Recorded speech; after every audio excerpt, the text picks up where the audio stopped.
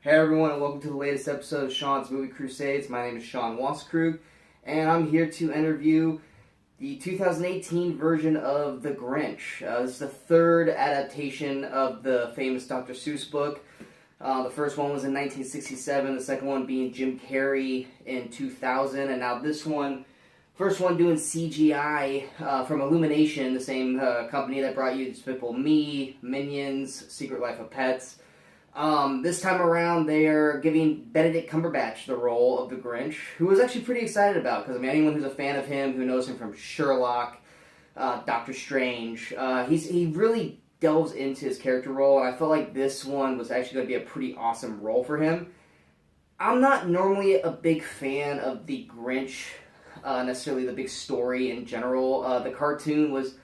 Like, the 1967 cartoon was okay for me. The Jim Carrey version in 2000, while I loved his performance and how he looked, I wasn't particularly crazy about the movie itself in general. But with this one, I actually quite enjoyed it. It's the big difference between this one and the other two is that this Grinch isn't necessarily as ruthless or mean as many people would say, compared to the previous ones. I mean, the 1967 Grinch was very villainous, very vicious type of character. I mean, he was real abusive to his dog, Max. And he never really interacted much with the Whovians down in Whoville, basically, except for Cindy Lou. And then in the Jim Carrey one, he was a little more interactive, and they gave him a backstory, about, like, he went to school, and he loved the girl, and obviously they all made fun of him, and it was around Christmas, so he hated Christmas with that one. This one, they give a little backstory. It's not to the extent that the Jim Carrey one went, and I mean, it's a very basic kind of backstory for the Grinch in this one. But the thing with the Grinch in this one is, he's not that much of a Grinch in this. I mean, I would chalk him up to being basically how people are today. He doesn't like big crowds. He doesn't like the annoyance that the Whoville people give towards Christmas. He's just a guy who wants to just be by himself and hang out with his dog Max and just not be bothered by anybody. And frankly, that doesn't make him really a bad person. I mean, yeah, he's a dick to people, but I mean, in this one, he talks to the Whoville people. There's people down there who actually like him. And he's real nice to pets. I mean, Max, who's fantastic in this. Max is easily the highlight of the movie. That's his best bud. He yells at him at one point, just like any human would yell at their dog, but then he immediately apologizes, like, right after that. So, I guess if there's a real negative for people going into this, is if you're expecting that evil, ruthless Grinch that the song portrays, you're not really going to get that in this, because he's relatively not that bad of a guy. I mean, he still does the whole stealing of Christmas, which is pretty ruthless in an extent, but it's just not that bad, per se, of a character. And he's actually quite enjoyable. And he does have Benedict Cumberbatch does a decent job as the Grinch. I enjoyed his performance of it for the performance that he was giving. And there's some I wouldn't say emotional, but there's some real character development moments in the movie where you can see that he doesn't want to be as negative towards people. I mean, there's certain times where he'll see something that's real Christmassy, that's about like a family and togetherness, and you see that he's not quite sure if he really hates it or not, and then he kind of has to wake himself up out of it. There's a few moments like that, and those moments are actually pretty nice. It shows that the Grinch has layers. Now, for a lot of people, they don't want the Grinch to have layers. They want the Grinch to just be like the 1967 Grinch. Like I said, for most people who want that, they're probably not going to enjoy this, because this Grinch is really not that bad of a guy. I personally liked this. I enjoyed it compared to the other two movies. It does go about 90 minutes. The original story is only about 20 minutes, so they do have to find some ways to stretch it out, in a sense. I mean, they give Cindy Lou a whole character arc and plot. I mean, it doesn't really go a whole lot anywhere.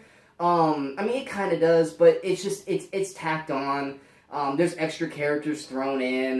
There's a whole character arc of another animal. It's a big fat deer. I think his name was Fred. He's hilarious the whole way through. He has great interactions with the Grinch and Max, and like I said, Max was great. There's I'm blanking on the character's name because they all have weird names. The best friend of the Grinch, who's voiced by Kenan Thompson, he's a delight. I mean, take it or leave it, whether you like Kenan Thompson from SNL or not. He was rather enjoyable, and Angela Lansbury does a quick cameo as the mayor of Whoville. But it looks great. It's definitely, in my opinion, the best Illumination movie, because I was never a real big fan of the Despicable Me's or the Minions, or Secret Life of Pets was fine, but after multiple viewings, you could kind of see the cracks in how that story was. But out of this one, I really enjoyed it. I had a good time. I felt good watching it.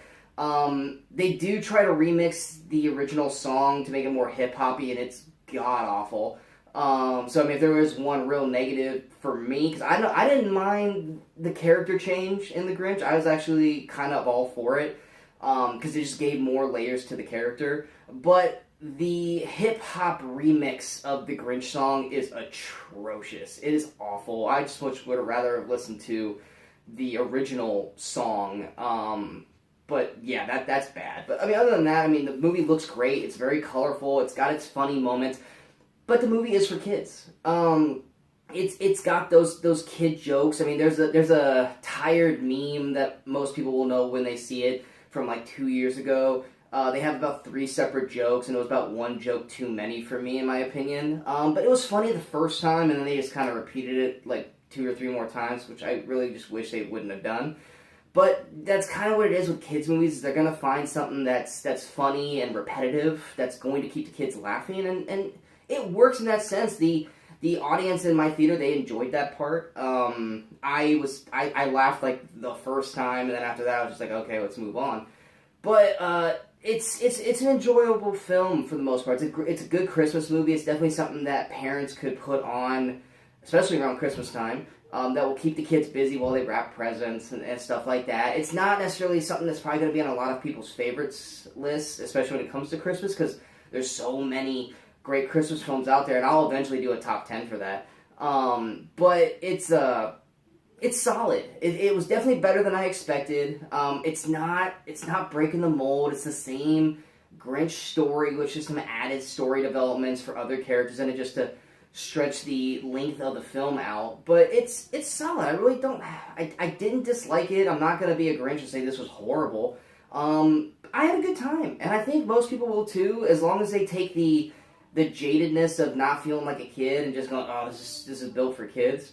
Because I mean, it is, but you can have a good time. I mean, it doesn't reach Pixar or even DreamWorks levels where it's got that adult humor. I mean, there's the occasional scene or here or there where you can tell it's towards adults. There's one particular thing near the end that I'm not going to say in terms of spoilers, but I'm just like, okay, well, that clearly is where this one character is trying to lead the Grinch to.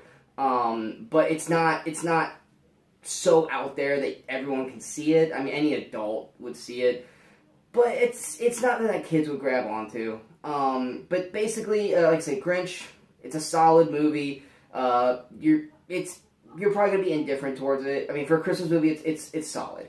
For a regular movie in general, it's decent. For holidays, I recommend it. But like I said, if you're looking for like that old school Grinch kind of attitude, you're going to be disappointed. But if you're not looking for that and you just want a nice film done by Benedict Cumberbatch, and like I said, Max the dog is a highlight, then you really can't go wrong with it. But yeah, it's solid. But yeah, that's basically it. Like I said, we got a lot more reviews coming out in the next week. We got, like I said, Creed 2, Wreck-It Ralph 2, Robin Hood. They're all going to be coming out here in the next couple days, so look out for the channel for more reviews coming down. I will be attempting or trying to do a top 10 Christmas movies list. We'll see how that goes. Just kind of do something different besides just reviews. If there's anything else you guys would like to see or comments at all, feel free to leave a comment on the video, or you can leave comments at Sean's Movie Crusades on Facebook.com. And yeah, that's basically it. Don't forget to like, share, and subscribe to the channel if you guys want to see some more. And until next time, if in case I don't see you, good morning, good afternoon, and good night, Movie Crusaders.